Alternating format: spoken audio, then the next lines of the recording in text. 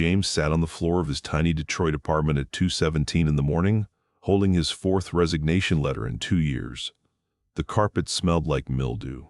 The refrigerator hummed in the dark. He wasn't stupid. He wasn't lazy. He simply couldn't stick with anything. Anything requiring consistency for more than a few weeks, he would break. Patterns so predictable it had become his identity. Start new job enthusiastically. First week model employee, second week late, third week absent, fourth week fired or quit himself. Tried to train for marathon 3 times. First attempt ran 2 days and gave up. Second lasted a week. Third didn't even start. His girlfriend broke up 6 months ago. Her last words still echoed. "You never finish anything, James. You can't even handle a difficult conversation until the end." That night, James looked at his life and saw a terrifying pattern. 30 years old, 0 accomplishments, nothing finished, nothing built, nothing lasting more than a few weeks, $847 in his account, rent overdue. The brutal truth sat in his chest like a stone. He was the problem. He spent the entire night researching how disciplined people think. He didn't want more motivation. He'd had plenty of motivation. What he wanted was to understand how the brain of someone who actually finishes things works, how they think, how they move through the world. Around 4 in the morning, exhausted and desperate, he stumbled upon an article about Japanese factories, about a system called 5, about the final pillar Shitsuke, discipline that perpetuates itself, about gammon, the Japanese ability to endure discomfort without complaining. Workers in Toyota factories followed the same processes for decades without fail. They weren't superhuman. They weren't blessed with exceptional willpower. They had created environments where doing the right thing was easier than doing the wrong thing. They didn't use willpower. They used design. James realized something that made his hands shake. He woke up every day waging a giant internal war. Should I get up or stay 10 more minutes? Should I go to work or call in sick? Should I send that email or wait until I feel ready? Every single decision consumed energy, and he always lost. By the time he got to anything that mattered, he had nothing left. He decided to start ridiculously small. He wanted to create a consulting business, marketing consulting, something he actually knew how to do from his various short-lived jobs. But instead of trying to get big clients, instead of building a website, instead of creating a business plan, he decided to do one thing. Send 5 emails to potential clients every day. Not 10, not 20, 5. So small there was no excuse not to do it. He applied Shitsuke. He created an environment that forced the behavior. He set his alarm for 6 in the morning. He left his laptop on the kitchen table the night before with the contacts folder already open. He put his coffee maker on a timer so coffee would be ready at 6:01. He removed everything else from the table. No distractions, no friction, no decisions to make. Wake up, sit down, coffee beside him, contacts open, send 5 emails. The system was so simple it seemed idiotic. But that was precisely the point. The first day was a disaster. He woke up at 6, sat at the table, and stared at the screen for 40 minutes before sending a single email. His brain generated every excuse. These contacts are bad. This approach won't work. I should research better email templates first. I should wait until I have a website. But he had made a promise to himself. 5 emails. He sent them. They were terrible, generic, awkward. But he sent them. The second day was worse. He didn't want to send emails. He wanted to go back to bed. But he understood something from the article. This wasn't about quick success. This was about gammon. This was about understanding that discomfort is not an emergency. He didn't want to send emails. But not wanting to wasn't a sufficient reason to stop. He sent 5 more. First week, 25 emails sent, 0 replies. Second week, 25 more. 1 reply, not interested. Third week, 25 more. 2 replies, both negative. His old pattern screamed at him. See, it doesn't work. You're wasting your time. But something had changed. He had built something new inside himself. He wasn't measuring success by outcomes anymore. He was measuring it by whether he sent 5 emails. Fourth week, day 23, he got his first positive response. Small local business needed consulting on their social media strategy. They would pay $300. James celebrated not because of the money, but because he had proven something to himself. Consistency works, not talent. Not perfect strategy, not waiting until you feel ready. Consistency. Within 3 months, he was earning more than any job he'd ever had. Not because he'd created something revolutionary, not because he was exceptionally talented, but because he did one simple thing consistently. The emails got better, his approach got smarter, clients started referring other clients. But none of that would have happened without those first terrible emails sent when every cell in his body wanted to quit. If you've made it this far, stay with me. Because what happened next proved the system works even when everything falls apart. Month 4, his main client canceled their contract, lost 40% of his revenue overnight. Budget cuts, they said. Nothing personal. The old James, the James who quit everything, would have seen this as confirmation. See? It doesn't work. Business is too unstable. Better to get a regular job. But James had built something deeper than a business. He had built a new identity. He went back to the system. Instead of 5 emails per day, he increased to 10. Same process, same discipline, no drama, no crisis. Just adjusted the number and kept going. 2 weeks later, he had 3 new clients, better clients, higher rates. He applied the same system to his body, decided to run. But he started ridiculously small, 400 meters every day for 30 days, not even a kilometer. Just a lap around the block. People thought it was pathetic. A grown man running 400 meters and calling it training. But ridiculous is easy. And easy is what he could maintain. He wasn't training for a marathon. He was training his brain to trust him again. 3rd day, it was raining, cold. Detroit rain in November, the kind that soaks through everything. Here was the real test. Rain had always been his favorite excuse. Too wet, too cold. I'll go tomorrow. He put on his coat, put on his shoes, went outside, ran 400 meters in the rain. Came back wet, cold, miserable, but certain he was becoming a different person. The principles revealed themselves through practice. Start so small you feel ashamed. Consistency beats intensity every single day. Use Shitsuke to remove friction. Design your environment to make the right behavior automatic. When the system fails, when your environment fails, gammon takes over. Learn to distinguish between I don't want to and I can't. I don't want to is not a reason to stop. Obstacles are not exceptions. They are the rule. Transformation is not linear. You're building a foundation invisibly. Once the habit is established, then you scale. Never create gaps. Even 10% is better than 0%. The beginning is always awful. Accept this.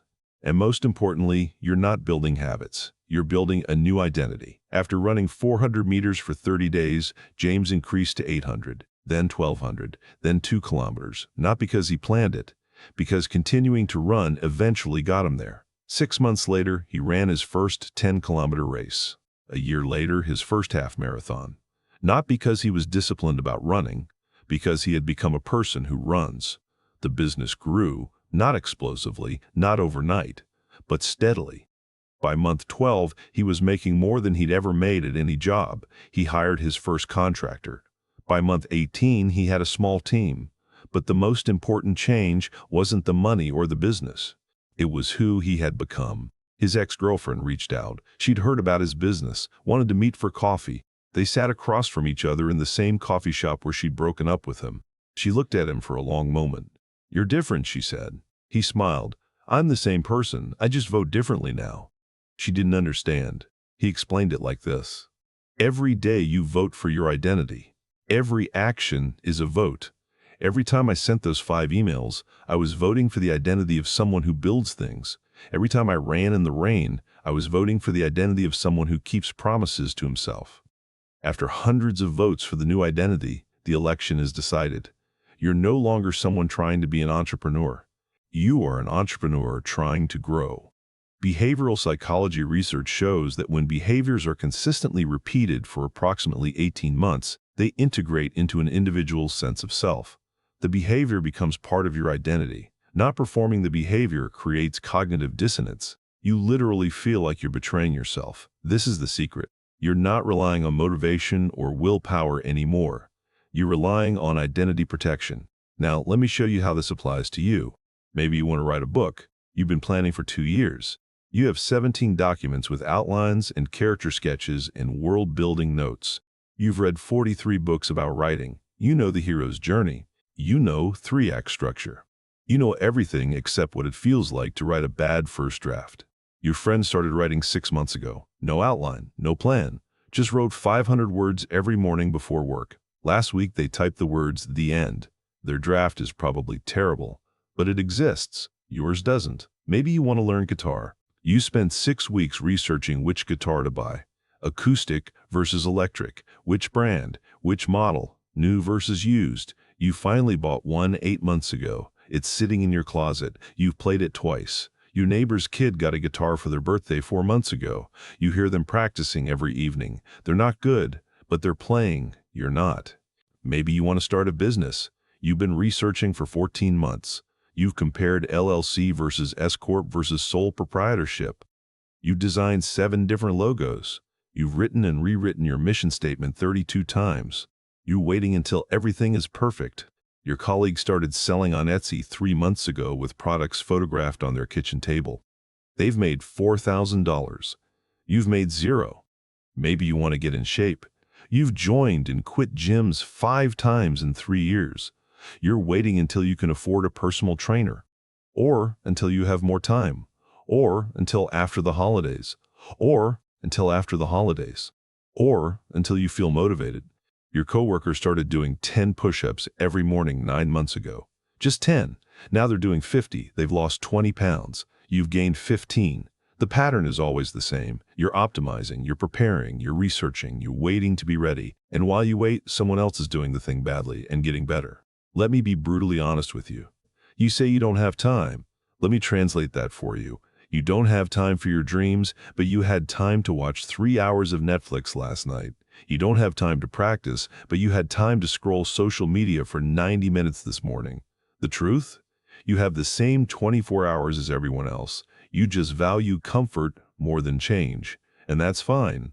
Just stop calling it a time problem when it's a courage problem. You say you're waiting until you're ready. Ready is a place you visit never.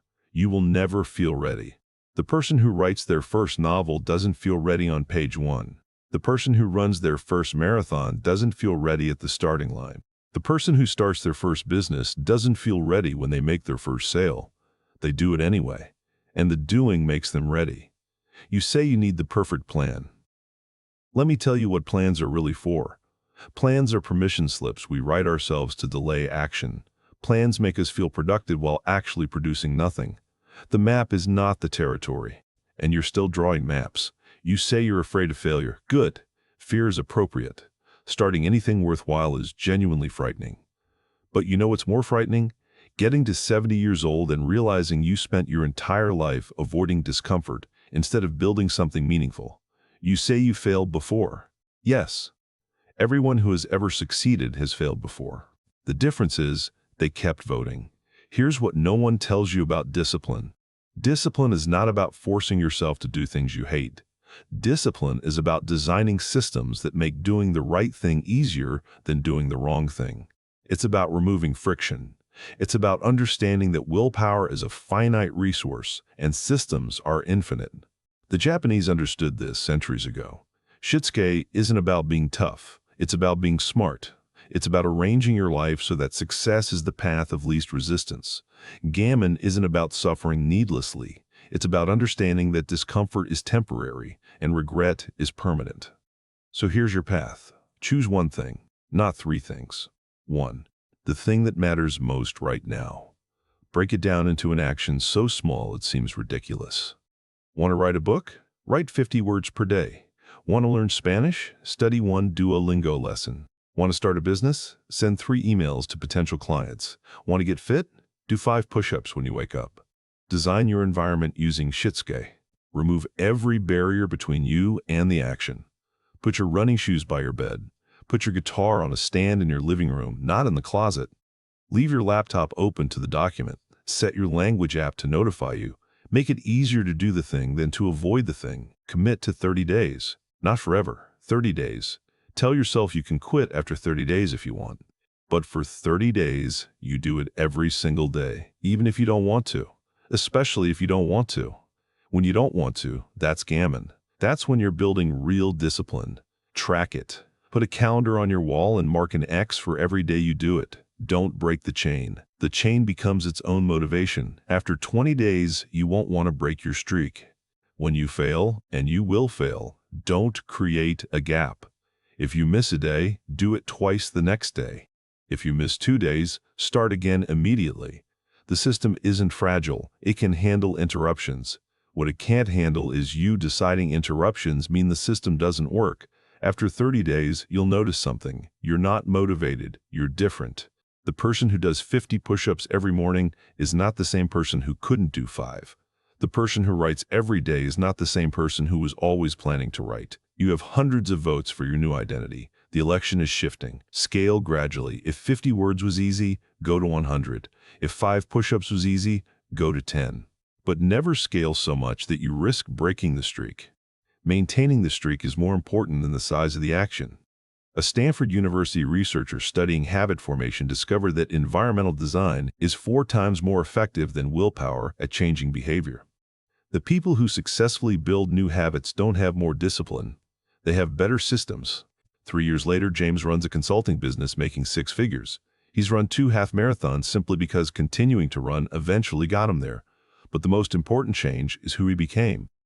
He's someone people turn to when they need someone reliable, someone who finishes what he starts, someone who keeps promises, especially to himself.